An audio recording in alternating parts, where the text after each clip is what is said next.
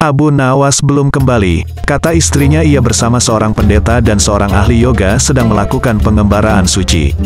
Padahal saat ini Baginda amat membutuhkan bantuan Abu Nawas.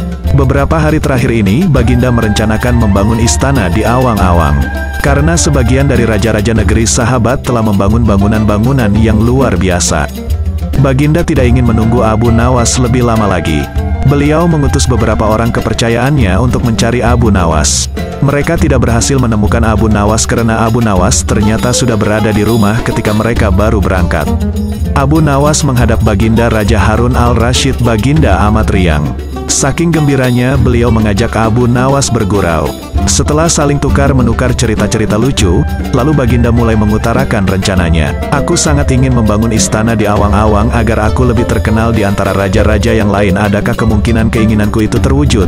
Wahai Abu Nawas, tanya Baginda Raja. Tidak ada yang tidak mungkin dilakukan di dunia ini, Paduka yang mulia, kata Abu Nawas berusaha mengikuti arah pembicaraan Baginda. Kalau menurut pendapatmu hal itu tidak mustahil diwujudkan, maka aku serahkan sepenuhnya tugas ini kepadamu, kata Baginda puas. Abu Nawas terperanjat, menyesal telah mengatakan kemungkinan mewujudkan istana di Awang-Awang.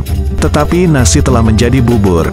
Kata-kata yang telah terlanjur didengar oleh Baginda tidak mungkin ditarik kembali. Baginda memberi waktu Abu Nawas beberapa minggu.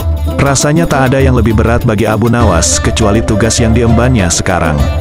Jangankan membangun istana di langit, membangun sebuah gubuk kecil pun sudah merupakan hal yang mustahil dikerjakan. Hanya Tuhan saja yang mampu melakukannya, gumam Abu Nawas. Hari-hari berlalu seperti biasa, tak ada yang dikerjakan Abu Nawas kecuali memikirkan bagaimana membuat Baginda merasa yakin kalau yang dibangun itu benar-benar istana di langit. Seluruh ingatannya dikerahkan dan dihubung-hubungkan. Abu Nawas bahkan berusaha menjangkau masa kanak-kanaknya. Sampai ia ingat bahwa dulu ia pernah bermain layang-layang. Dan inilah yang membuat Abu Nawas girang. Abu Nawas tidak menyia-nyiakan waktu lagi. Ia bersama beberapa kawannya merancang layang yang raksasa berbentuk persegi 4. Setelah rampung, baru Abu Nawas melukis pintu-pintu serta jendela-jendela dan ornamen-ornamen lainnya. Ketika semuanya selesai, Abu Nawas dan kawan-kawan menerbangkan layang-layang raksasa itu dari suatu tempat yang dirahasiakan. Begitu layang-layang raksasa berbentuk istana itu mengapung di angkasa, penduduk negeri gempar. Baginda Raja girang bukan kepalang. Benarkah Abu Nawas berhasil membangun istana di langit? Dengan tidak sabar beliau didampingi beberapa orang pengawal bergegas menemui Abu Nawas. Abu Nawas berkata dengan bangga, Paduka yang mulia, istana pesanan Paduka telah rampung, kata Abu Nawas merendah. Engkau benar-benar hebat, wahai Abu Nawas, kata Baginda memuji Abu Nawas. Terima kasih Baginda yang mulia, kata Abu Nawas. Lalu bagaimana caranya aku ke sana? Tanya Baginda. Dengan tambang Paduka yang mulia, kata Abu Nawas dengan tenang. Kalau begitu siapkan tambang itu sekarang. Aku ingin segera melihat istanaku dari dekat, kata Baginda tidak sabar.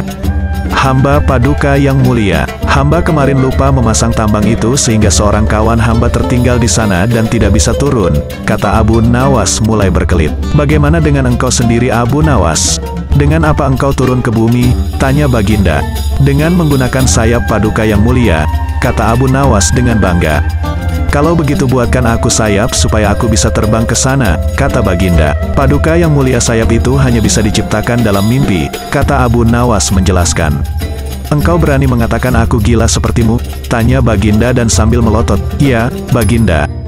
Kurang lebih seperti itu, jawab Abu Nawas tangkas. Apa maksudmu? Tanya Baginda lagi. Baginda tahu bahwa membangun istana di Awang-Awang adalah pekerjaan yang mustahil dilaksanakan. Tetapi Baginda tetap menyuruh hamba mengerjakannya. Sedangkan hamba juga tahu bahwa pekerjaan itu mustahil dikerjakan. Tetapi hamba tetap menyanggupi titah Baginda yang tidak masuk akal itu, kata Abu Nawas berusaha menjelaskan kepada Baginda Raja.